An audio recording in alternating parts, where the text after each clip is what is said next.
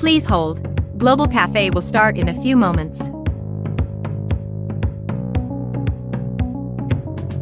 During the show, feel free to post your comments and opinions in the comments section below this video. Remember, Global Cafe is broadcasted live.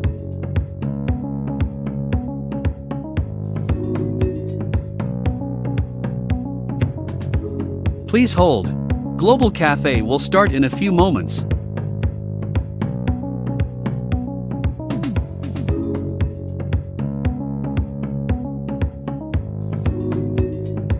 Global Cafe is brought to you by the Center for International Studies and Programs at the University of Toledo. Remember to follow us on Facebook and Instagram.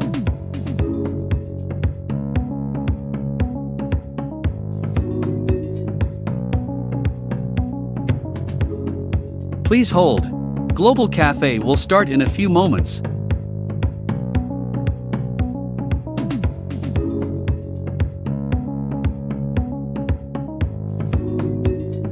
During the show, feel free to post your comments and opinions in the comments section below this video. Remember, Global Cafe is broadcasted live.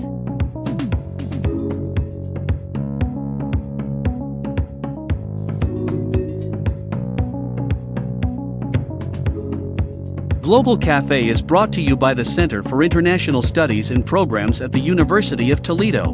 Remember to follow us on Facebook and Instagram.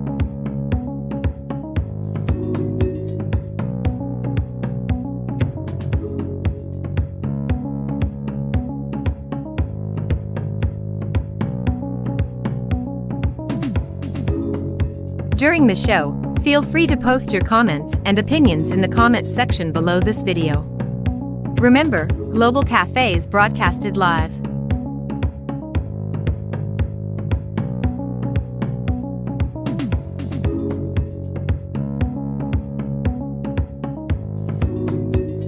Please hold. Global Cafe will start in a few moments.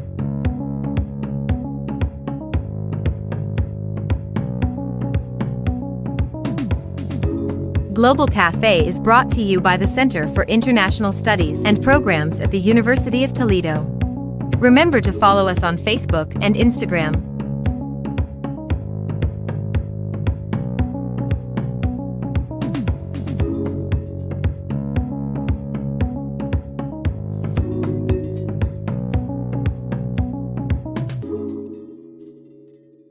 Hello everyone, welcome to Global Cafe. Every edition of Global Cafe is about international culture, international talk, and a lot of global fun. And as usual, I already got my coffee right here with my customized Global Cafe mug. And I'd like to invite you all to just right now, pick up your coffee because today we're going to have really, really, really cool guests. And I'd like to call first our host, Sarah Scheller. Hello, everyone. Hi, Sarah. How's it going? It's going great. I'm so excited for today's topic. What is today's topic? Today's topic is dating in other cultures. So we have a few fun stories in store for today. It's going to be fun. Yeah, globally speaking, dating is something that sometimes can be easy or sometimes can be complicated. You never know. It depends on which corner of the world you are. And who are our guests for today? Today we have Joan from Nigeria. Hi. Sei from India. Hello. And Yuan and Yan from China. Hi, guys. Hi. Hello, everyone. So welcome to today's podcast. I am so excited to kind of hear about dating in all these different cultures. So welcome to Global Cafe. Welcome. Cheers. So first of all, what is it like to date in your cultures? What is like the typical like fun date in Nigeria or India or China? What is that like? Tell me a little bit about it. Who makes the first move? Is it the girl? Is it the guy? What is that like? Ladies first. I don't think there's any rule like that in India, but generally it is guys that make the first moves. Yeah, so in Nigeria, when you observe like a lot of being away from home, a lot of like the dating I can see from home is from social media. and it's kind of a mix of both the guy and the girl. Sometimes people are happy or people are like it when the girl is more confident and approaches the guy. But I think typically, traditionally speaking, the guys do make the first move. So. Right. Yeah. What about in China? In China, we have a lot of like software, and also in China we have a large population, so you have a lot of chances to meet different boys or different girls. So the date will happen pretty easy. Maybe you will see the girl you like on the street or in a bar or somewhere in the mall, and you can talk to her and ask her for the phone number or the social media number, username, something like that. So okay. So it sounds like for the most part, guys kind of make the first move, but I think things are starting to change. Would you say that, now that it's 2021, like the girls are starting to make more of the moves, like from time to time, or would you say that's not the case? Definitely. I definitely see more and more girls making the first moves, at least in my generation. There's no barrier that I like it, but I'm not going to ask him because I'm a girl. It's definitely changing a lot. If you just like someone, you go and ask for their number, or like in today's world, we first swipe right, Right. Love to hear it. So describe like your ideal date in your culture. So for example, in the US, a very typical, stereotypical first date is like going to the movies and maybe like going to a restaurant. But is there like anything different in your cultures that you might do for a first date?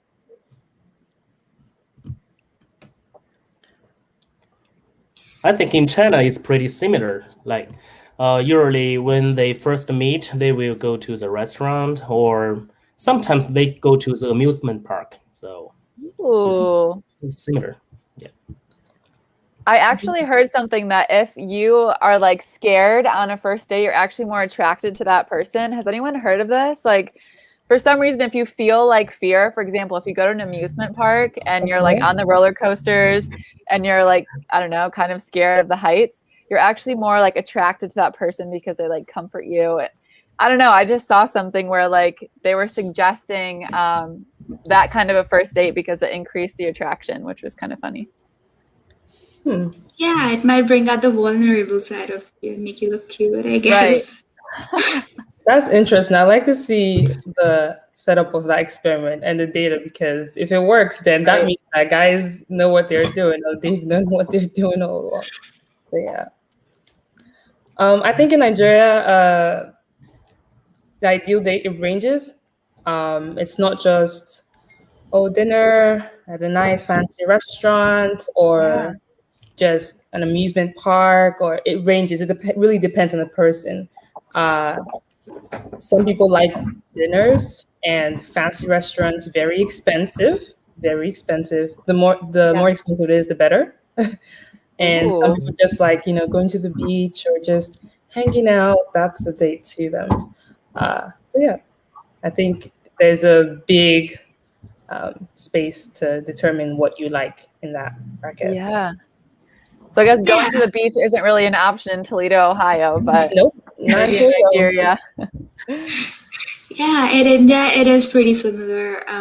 People go to cafes and restaurants, and on first date, it is now mandatory to just split the bill equally. So people go to pretty comfortable places in the price range. So they split the bill? Yeah, girl and the guy, or whoever, the two people, they split the bill always. I feel like that's progressive. I feel like it's tradition that the guy pays, so that's interesting. I think that's a question I want to know is, if they both split it, but what happens afterwards? Because based on what I've seen, even when they split it, it's okay, but she's not going to call you back.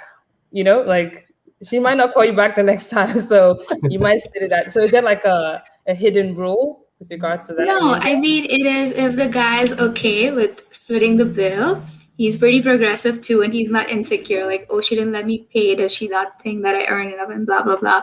So it's like if they're both comfortable with splitting the bills, the chances of the second date are higher. It's like the guy is on board with her progressive thoughts of splitting the bill, starting there. I mean, later on, she might expect him to be a little more chivalrous, but that's up to the person. But yeah, first dates, we split the bill. I feel like it's something that you could never really like tell, because you don't know until you know if the person would be more comfortable paying or not. So you just bring out your wallets and you just like, see who gets to it first, I guess. Right. And this situation usually happens in China when somebody wants to date somebody, that they want to see if he or her or she is the perfect match, like he's going to marry her or something like that. So one man may be dating with different girls in one day. So in this situation, you did that? I did not do that, you know. Okay. So they split the bill, but if you know the girl for a short time, and when you go hang out, usually the man will pay the bill. He always pay the bill. Oh yeah. I almost never pay. Yeah, I feel like that's how it is in some relationships, but yeah, it's always good to mix it up. Has anyone ever experienced like the fight for the bill? Like your waitress will come up and they like put the bill like either towards like the guy, and I don't know if you've been in a situation where like, I'll get it. No, I'll get it. No, it's okay. Like I'll get it. And it's just like super awkward. It happens a lot. Yeah, you say you'll get it, but you secretly want the other one to pay. Yes. Right. I've definitely like experienced that and like seeing that happen. It really, I don't think there's any right or wrong choice with regards to that. It's such a big deal in dating that, and it shouldn't be. It really shouldn't be, but it is really a big deal. But traditionally in Nigeria, the man is expected to do that without the lady having to. I mean, she's very capable of it. That's a given, but the guy is traditionally expected to pay, at least on the first date. Yeah. Okay. So how about when it comes time to meet the parents? How long do you have to date before it feels like right to meet the parents typically? And what does that like look like when you meet the parents? She's looking at you. I know some Chinese friends. It depends. It depends on how he is a person. Like I know a guy. He know a new girl, and just after a few days, he will bring the girl to see his parents. Just a few days, but Xinren has a good question. Will you let your parents know about it before the first date, Yuan? Yes, usually we will do that because their opinion is also very important. So we don't want to date for many years and at last our parents go against us. You should tell them the truth. Yeah, just in my case, like it's a little different because we knew each other online, so we never met before. So we just talk online. So the first time we dated is like in the airport. Yeah, in the airport. And with my parents. Yeah. So I am the person who with his parents. His dad, his mom, and we three together waited for him. Oh, that is so uncomfortable. So how did that go? When I first saw her in the airport, I think it's not much difference. So I think it's pretty good, and she was like what I imagined and what I saw through the video. And some girls nowadays they use some special software to fix the picture or do something else. But she was real. Yeah. Mm-hmm. Thank you. Thank you. Yeah. So have you guys seen the show Catfish?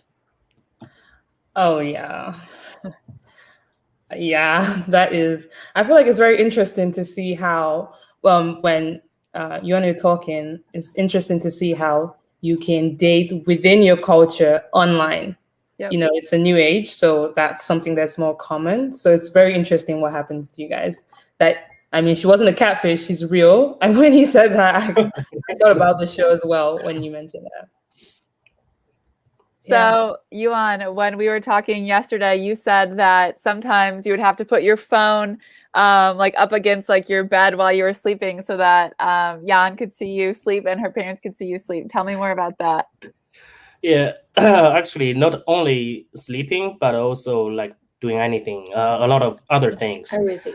Almost everything. Yeah. Like when I have dinner or have lunch or have fun with my friends, and usually I will just reach her and put my phone beside me, and she said hello to all my friends, and we had fun together. Yeah. Although she was far away from me. Yeah. When you guys eating some delicious food, I just sit there and look at them. Oh, I'm so hungry. So in Nigeria, when it comes to meeting your parents, is a really big deal. Now, Nigeria has different cultures, different tribes. So it's not just, there's no one way, but the most common thing is that there's a lot of tension, as expected when it comes to meeting the parents. And at least I'm Igbo, so it's a big deal when your father is to meet your boyfriend. But my father has never met anybody that I dated. But I can imagine. I have elder sisters, so I've seen it happen. But it's a very high. You have a lot to prove because they're very protective of their daughters, particularly their first daughters. But they're very protective of their daughters in general. So you can't be playing any games. If you come up, you have to come correct and put on a good first impression. Very good, because that would determine a lot going forward. But I don't think it's a good idea to introduce your parents, to let your parents know the person before the first date, because you don't even know if you like this person. Right. It's gonna go. So you don't want to backtrack and have to be like, that person I told you about that, forget it. Nah, not working out. So yeah. Yeah, I think in India, parents expect you to settle down, so finish your school, get a job, be ready to have a family, and then introduce someone to them. Otherwise, they're just gonna panic. It's like, you don't even have a job yet. Why do you have a person in your life? Are you even ready for the responsibility? It's not as easy as it looks, stuff like that. So they're just gonna panic. So it's just better to be comfortable first, and then you can work on making your parents comfortable with the other person and their family. Yeah. So I see a question there. So if your dad doesn't approve, is it pretty common to quit dating a guy? Yeah, I can answer this question. Like in our case, like at first, because her father thought we were too far away from each other, so maybe it was impossible to get together or to get married. So at first, her father didn't agree us to date or something like that. So, but she didn't quit. So, and you see, she has been my wife for 8 years now. So she didn't quit because she believed in me. Yeah. Right. Dedication. Love to see it. That's a love story. What about in Nigeria? If the dad doesn't approve, what happens? That's a tough one. I definitely have not experienced that, but it's definitely a tough case to maneuver because I think about it a lot because I live in the United States. I go to school here, but my father, of course, is Nigerian. So there's certain values and certain things that they might or might not be comfortable with. So yeah, I always think about it like, oh my gosh, if I were to say, okay, Dad, this is the person I want to marry or the person I want to be with, and he's like, nope, it's gonna be tough. You might have to let it go, but you can decide to be like Yan and press on with it. But it might be a fight. It depends on the reason why they say no. There are many reasons why they could say no. Yeah. So that would determine if you decide to actually press on or let it go. Definitely. Yeah, for sure. How about in India? What is the father's reaction when he's like, nope, not this one?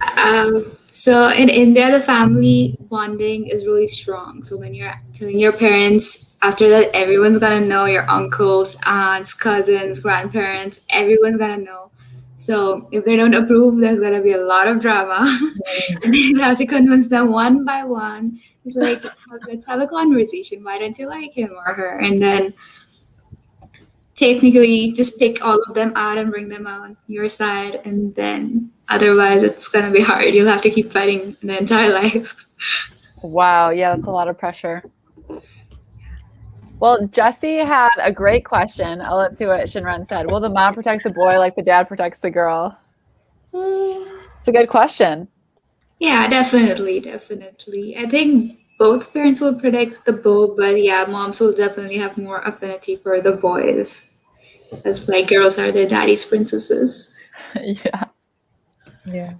So like my mom is not picky. So she loves whatever I love. So even she didn't know what she was like, and my mother said, "Okay, you love her, and I love her." Yeah, that's true. She's really nice. Yeah, I love that. That's so supportive. I feel like if parents are more like that, then I don't know. It just helps to support your child in whatever their decision is. So I like that. That's nice. So back to Jesse's question, because I thought it was a great one. So what age is like an okay or like appropriate age to start dating?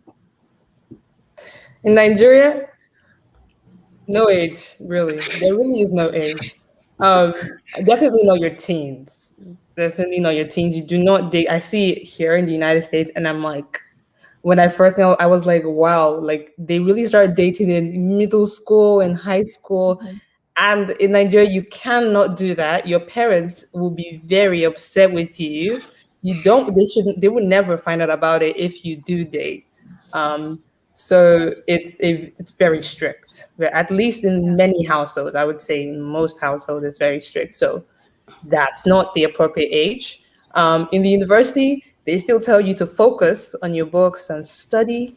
Don't have any distractions. Make sure that you are, going at it and getting that degree. Right. And when you graduate, boom, they ask you, where's your husband?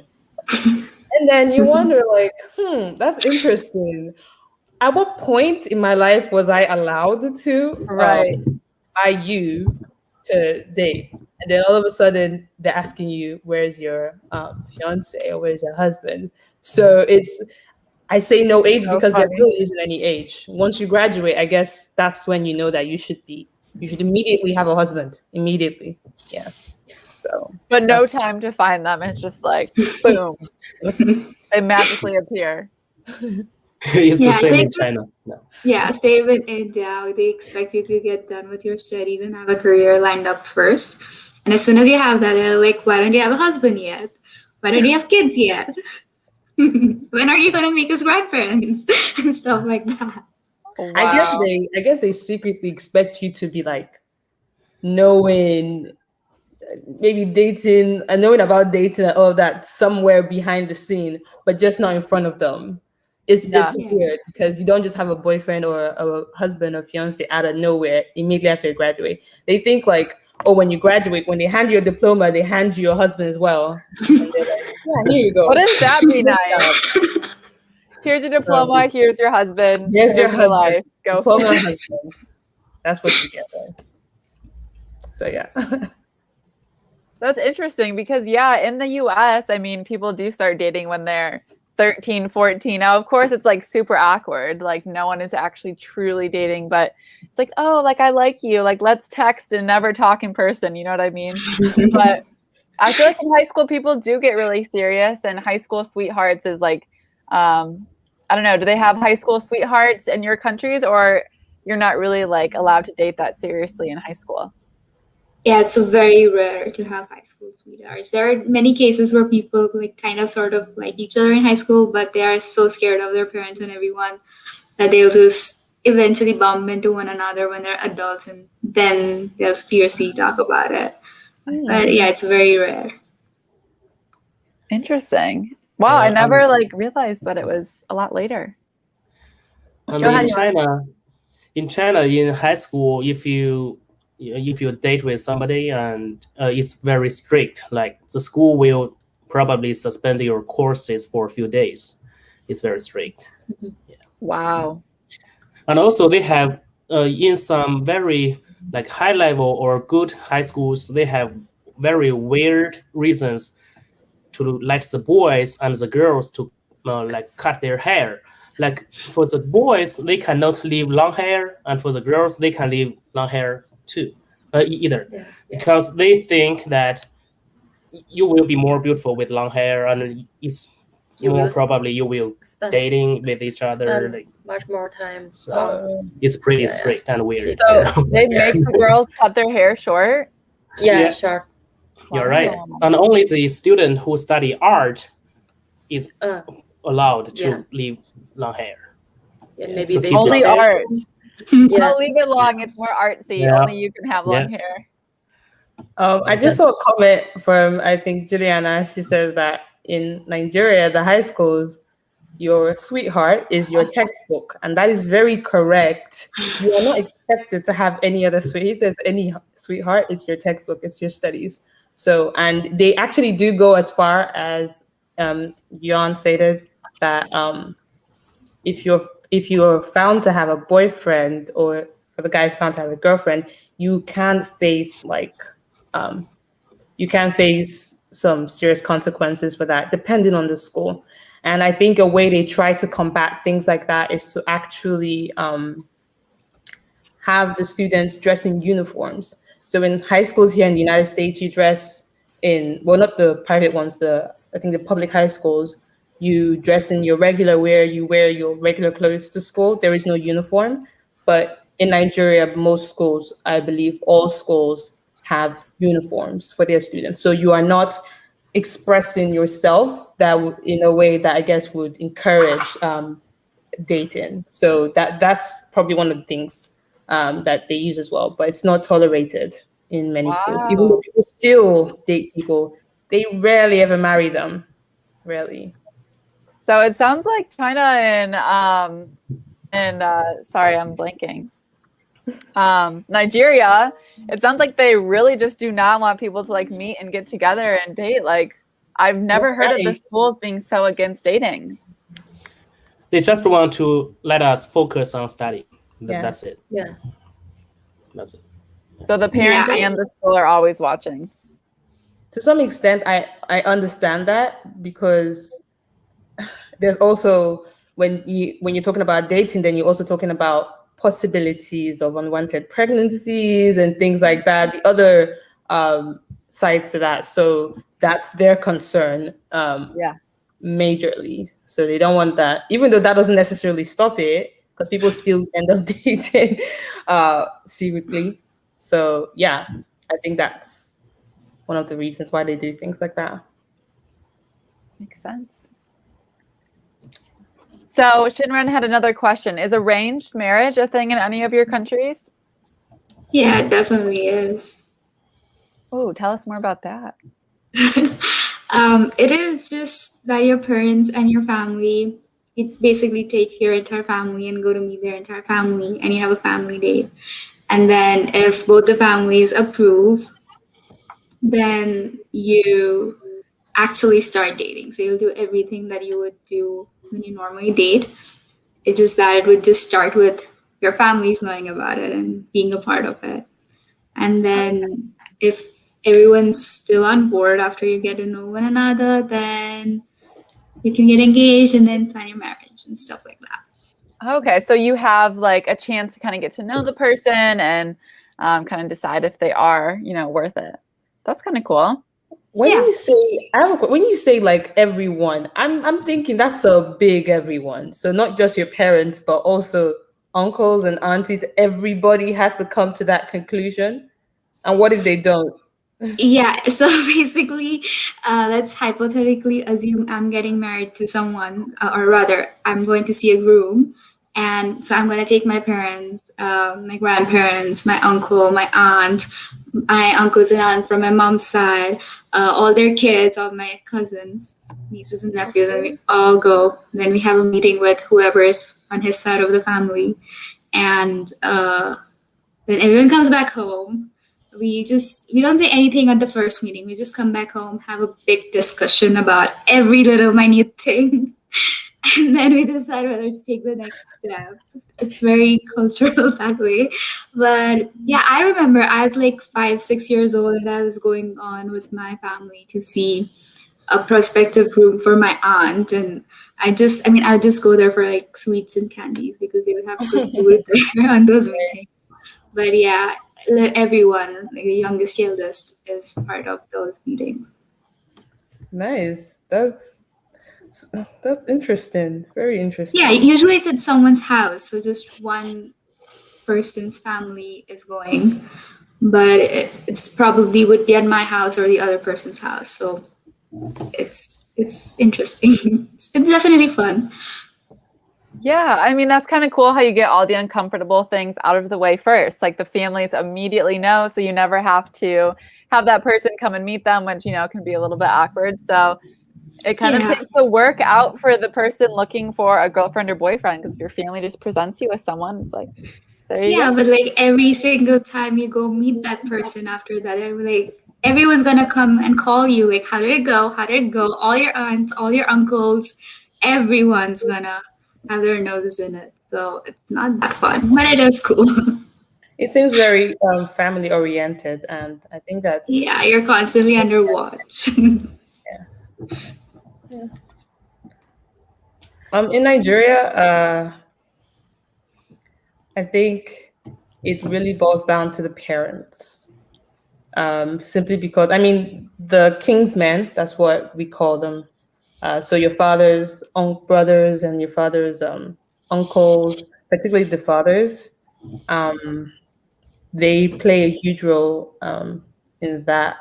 But when it comes down to the decision of, okay, will we allow this? I think it was mostly with the parents. And this varies from family to family because you also have to look at the relationship between the father and his people and the mother and her people. Like if it is something that they would want their feedback a lot, then they may play a huge role. Like the kingsmen may play a huge role in deciding if they will together allow that.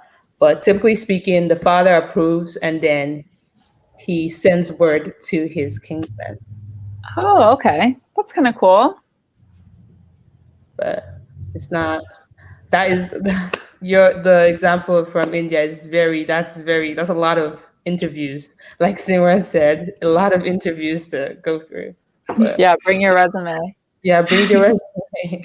It's not like that's not like everyone in his family or my family will interview us. It's basically just understanding the family dynamic first. Do our kids get along with their kids?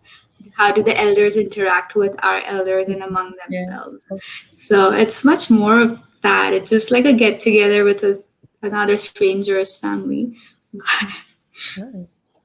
Just finding if they are similar to you, because when you come together, mostly the girl leaves the house to go to the grooms, and since usually it was like before it was a joint family, so just to make sure that their family is similar to ours, so that the girl gets along and it's easy for her if they're pretty similar,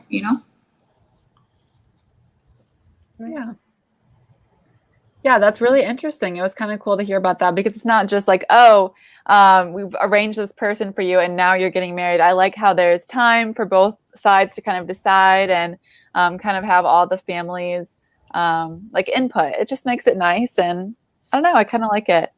But okay, so Danielle has an interesting question. Has anyone brought up blood type? I know in South Korea it is common to ask someone's blood type on a first date because there are certain personalities associated with certain blood types. I have never heard of that. I've never heard of that. I've never heard that. Me neither. But we have pretty similar situation in China. We don't ask for the blood type, but sometimes we ask for, in China we have zodiac. Like we have 12 animals represent 12 different years. So we will ask about the zodiac.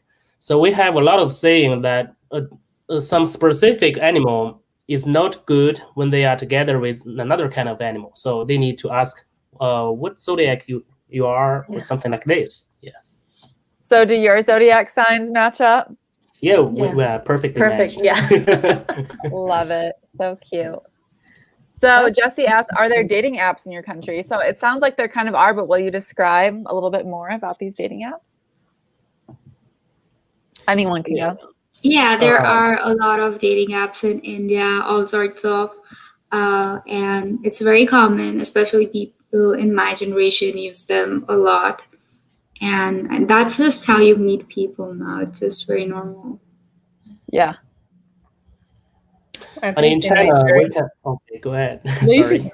You go ahead. You guys met online, so we should be listening to you guys. Yeah. So yes, please. Okay.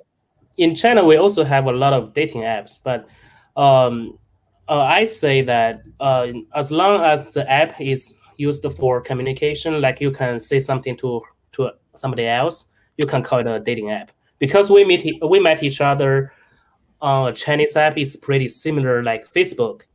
So actually, it's not a dating app, but we used it as a dating app. So yeah, we have a lot. Yeah, in India, even before dating apps, they had these matrimonial websites. So it would just, you create a profile and then you're basically looking for husbands and wives on there, like long before even apps were a thing. I think they would always have those matrimonial websites. Ooh. I haven't used any Nigerian dating apps, but from what I've seen and heard, Instagram and Twitter, that's just the regular. That's what people regularly meet on. People just slide into the DMs. Right. So I guess that is the major one, I would say. But I have heard of a couple like local or let's say Nigerian dating apps. So, but there's also a lot of anxiety with that for some people because of safety. You're meeting this person, you have to make sure you're meeting this person, another person, and where you're meeting up, all of that stuff. So yeah, it must be. Which I feel like is with any dating app. I mean, do any of your countries use Tinder, or is that just like an American thing? Yeah, my country has Tinder, and it's very common. People use it for the same reasons. But there's also other apps which like you have to upload your government documents on it. So like just like how we have a card called Aadhaar card and things like that.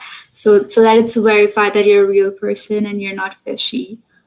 So it is very common. This is a good comment. Families work as Tinder, match profiles for you. Yeah, I mean, in the arranged marriage, it kind of sounds like it. It's like the best kind of Tinder. So Xinren had a good question earlier. Do you have to, for example, if you are the groom, do you have to pay the bride's family any money or give any gifts in order to marry her? Or vice versa? No, I mean, in India, it's very common to expect dowry from the girl's family, but it's illegal. So technically no one should be paying anyone. But yeah, the bride's family does have to sometimes pay a lot of money, and it's so sad because all these poor people are getting bankrupt.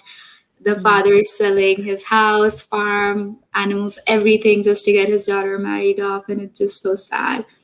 I have and a it question leads to a with lot that. of crimes. So it's just illegal. What is the concept behind that?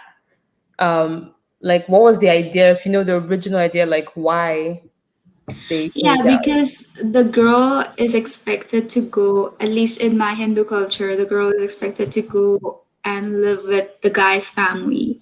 Mm-hmm. So the idea was to send like food, send everything, whatever she needs to start her own family and just be comfortable in a stranger's house for the first few uh, weeks or months or whatever, and then until they like blend together. So that was the idea, but now people just expected, like people started expecting it, like, oh, they didn't even send dowry, they might just not want her and Oh. stuff like that. And then they just harass the bride, and it's just so sad. And then they threaten the bride's father, like, if you don't send more money, we'll just send her back, and then society will look down upon you, blah blah blah. So it's just illegal. It's super scary. Can they do that? They can send the person back because. They'll torture the bride a lot, Oh and they'll my torture her God. family a lot, like physically, mentally. That got serious real quick. Yeah, That it's is not fun at terrible. all. So, but mostly modern families do not expect anything from anyone.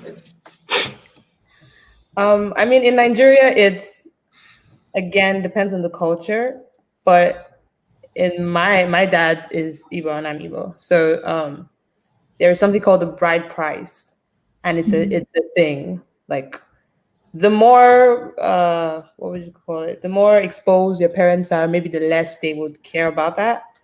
But it is the more educated the girl is, the higher the bride price. So if she is someone who is maybe a doctor, a lawyer, who has a career and whatnot, the bride price is typically expected to be higher. Some parents may be so forward; they say no bride price, but typically speaking, yes, and it's a lot of money. A lot of money is paid. A lot of gifts have to be brought by the man, and it also shows in doing this. I guess it shows that you can take care of your daughter very well. So Yeah. yeah. It's same in India, just the other way around. So the more educated the groom is, the more dowry they expect to be paid, and the gifts are like a car, a TV, cars for all his cousins and stuff like that, and it's just a lot of money. Also, it's illegal, so I don't even know why it still happens. But unfortunately, it's not the other way around. Like, no matter how educated the girl is, it doesn't matter. No one's paying her or her family. That's why I was so interested when you said it, because when in Nigeria they argue, some people argue against it, and they're really like upset about that. Like the woman is not a property to be paid. Like you don't have to pay for her. You're not buying her and whatnot. So people are upset about that. And then I hear what you're saying. I've heard about it before, but I'm hearing about it more in depth. And I'm like, so what do you say about this one? You're not paying for the woman now. Now you're paying for the guy. And, how does that work out with regards to like women I being. mean, it's still bad because if even if the guy's family is going bankrupt, or even if the girl's family is going bankrupt, it's not working, you know. Right. And neither of them are properties. Like, why are you putting price tags on guys? Even I don't want to marry a thing. I'm looking for a partner. So Yeah, I can see that. yeah. Yeah, and in China, it's not a law, but it's kind of a custom. Like how much money you will pay depends on which area you are in. Like in highly developed area, you will pay a lot. But in some developing area, maybe you just pay a little bit. And the average, I think, in China, in developing area, it's about like $50,000 in US dollars, Wow. 50,000. But in some very developed area, maybe it's $1 million like that. But it doesn't mean only the man pay for this money, but from the girl's side, their family will like buy the house or buy the very fancy car or something like this. Yeah, or some jewelries, very expensive jewelries. So Not it's every kind family. of equal. Yeah. Yeah. And not every family they want the money from the boys' side. Yeah, like I paid nothing Yeah, to her family. you paid the ticket from Yeah, but China. I paid my heart, you know. Yeah. Aw. So I have a Yeah, question. Who's expected to pay for the wedding? Because I know in US it's the people who are getting married. They pay for their own wedding. Oh yeah. But what Okay. about you guys? In China, we have two weddings. One is from the boys' side, one is from the girls' side. So when you have the wedding from the boys' side, the boys' family will pay, and on the girls' side, the girls' family will pay. Yeah. Oh, that's interesting. 2 weddings would be so fun. I like that. Yeah, two weddings. Yeah. I just saw another post from Juliana. The reason why that's so funny, she says that she'd have to let her American boyfriend know about that, the fact that you have to pay a bride price. And that's like actually a thing that people get concerned about when you're dating internationally, like you're dating somebody who is not Nigerian or not from whatever country you're from. All these rules and laws and not laws, Right. customs, you have to Complicates take that things. into consideration. So if you do decide to expand your dating bracket or your dating pool rather and date internationally while in America, you'd have to consider that and let the person know ahead of time. Don't just, I guess, throw it on them last minute. Right. Yeah. Which brings me to the next point. Have any of you, probably not Yuan and Yan because they're obviously married, but during your time in the United States, have you ever been approached by a guy or have you tried to date anyone here in Toledo or anywhere else in the US? And how did that go, if so? Do you think that Americans are kind of closed off to dating, especially internationally, or what are your thoughts? I have not been approached by a lot of Americans, but mostly it's international students, but not a lot of Americans. What about you, Yon? I think I have I've been here a while, so I would need to like actually sit down and think about this. Mostly international students, correct? Yes, mostly international students. I mean, but that's partly my fault as well because that's mostly people I've been surrounded by, right? Yeah. So Yeah, that's true. I think international students, if you want to see that as, if you want to include them in this your dating pool, you would need to actually branch off. I see a lot of us, we hang out together, you know, hanging out with people. If you're African, mostly people who are African. If you're Asian, most people are Asian, European, and whatnot. If you do want to consider that, you would have to come out of that circle and enter into new circles. And that's when I've seen international students date Americans. So I think it's both parties, not just Americans not being like very, oh, I'm going to date an African, or oh, I'm going to date an Asian, or oh, I'm going to date, you know, someone international, but also the international student being so much surrounded by your fellow international students. So that's, I think both parties are playing a serious part in that. Yeah. Yeah, I mean, that makes sense, I think.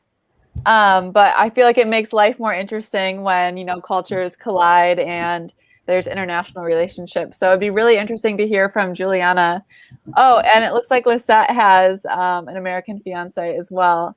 Yeah, it would be kind of cool to hear about their experiences. So if you're out there listening, go ahead and like type in a little bit about your experiences dating interculturally. But this brings me to my last point. So what would it take for an American guy or girl to date a Nigerian, an Indian, or a Chinese person? That's a good question. I don't think It's a hot tip for anyone out there.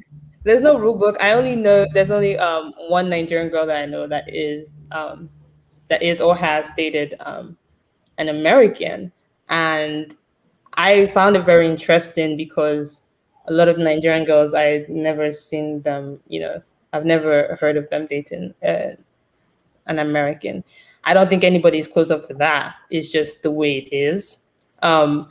As to answer your question with regards to what it would take, I guess to just what it would take to date anybody, really, getting into what they care about, wanting to know their culture, and of course the love factor, first of all, if you do find a person attractive and whatnot. But it's just, I don't think there is any special rule that you wouldn't apply in a regular relationship. So Yeah, that's a great answer. I would agree with that. Just the basic things that you would need to date someone, but to date an Indian, along with that, you need some spice tolerance because of our food. And that too. If you're gonna get along with the food, that would be a bonus. For sure. Yeah.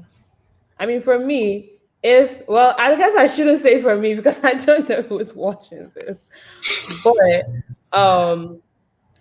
if the person is open to my culture, yes, I'm like open to knowing what you do, how your parents are, how your family is. Oh, is this how it is where you're from? Oh, is this how you guys dress? And it's just truly interested in that. That helps. But that, again, like I said, is just what you would apply in any relationship, I believe. Yeah, definitely. And Yuan and Yan, how about you? Generally speaking, not necessarily personally, but generally. Yeah, I know a lot of Chinese friends here, especially the Chinese girls. They are very popular in America, because I know some Chinese girls, they married to Americans, but Chinese boys are not so popular in America. So I don't know the specific That's so reason. sad. Yeah, but Interesting. yeah, and I know some of my Chinese friends, they married to Americans, and they are very well educated. Like, they are doctors, so they are like master students, and they are very easygoing, like outgoing. So they are very easily to date with American boyfriends. Mhm. Yeah. And I think maybe some American boy, they love the Chinese girl's face. I mean, they You mean the think, look? yeah, the look. Maybe. Yeah. I don't know. Yeah. Well, moral of the story, there needs to be more international dating, I think. So anyone out there that's listening, just go for it. It sounds like as long as you respect the other person and are interested about their life and their culture, which, should apply to any relationship, then yeah. Well, it was so fun getting to hear about a little bit of the differences and different cultures, and I learned quite a few things today. So I hope you all enjoyed yourselves as well. Yeah, you didn't answer any questions, Sarah, though. Oh, I guess we should have asked her questions because what does it take for international people to date Americans? What does it take for international people to date Americans? That's a tough question. I feel like, so when I was studying abroad in Amsterdam, I felt as though people were kind of closed off to international students there. And I almost kind of sense that here a little bit too. I just think that if someone, I think it's a little bit outside of someone's comfort zone to date someone from a different culture, which is understandable. But at the same time, if that person is really interested in international cultures, or they want to do something different and meet someone who is a little more exciting than maybe like the typical American, I think that it's the person's personality. So if they're like open to date someone international, I think that's the first thing. But kind of the same rules apply as long as you're respectful and polite and just a fun, nice person. I think that it just depends on the two people clicking. So yeah. I can see that. Yeah. I guess that's what I would have to say, but I just had to, like she said, flip the conversation because you didn't answer any questions, and we could have interviewed you. We could have given you questions as well. But I love the questions, but I like what Lisette said. Be brave and take the leap. I totally agree. I don't think it's necessarily about the cultures. I think it's more about the two people. So get out of the comfort zone. I think that's important. Yeah, well, this was so fun. And thank you to everyone watching us live on Facebook. Your comments were super fun today. We loved your questions. We loved the laughs. It was great. So All right. Well, that is all for today's episode. Thank you so much to our guests, and we will see you for our next podcast. Awesome. All right. Thank you, Sarah. Thank you. Looking forward to it. Thank you all.